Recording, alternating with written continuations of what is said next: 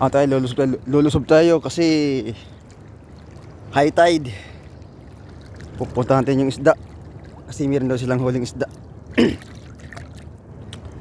Ito yung dala kong collar. Ilagay ng isda. Pupunta tayo dun. Malalim ngayon.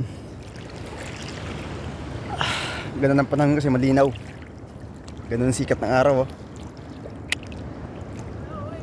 Yan na. Medyo malapit na tayo.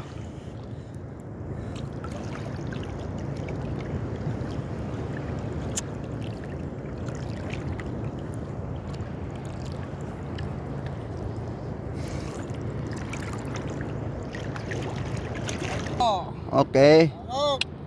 Isa. Dalawa.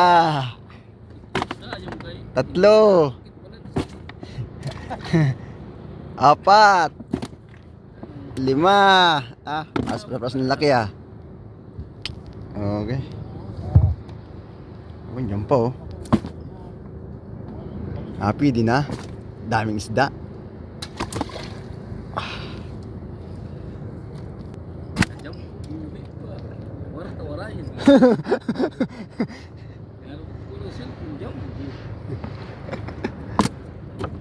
Puno man ang pom.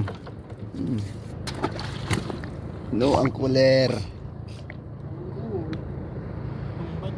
Itong ba yan?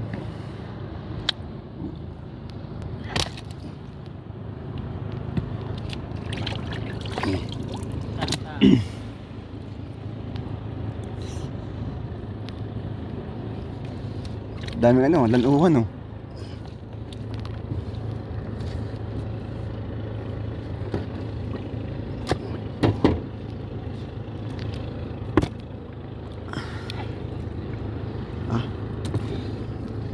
Puno na.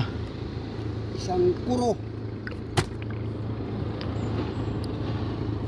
Hehe.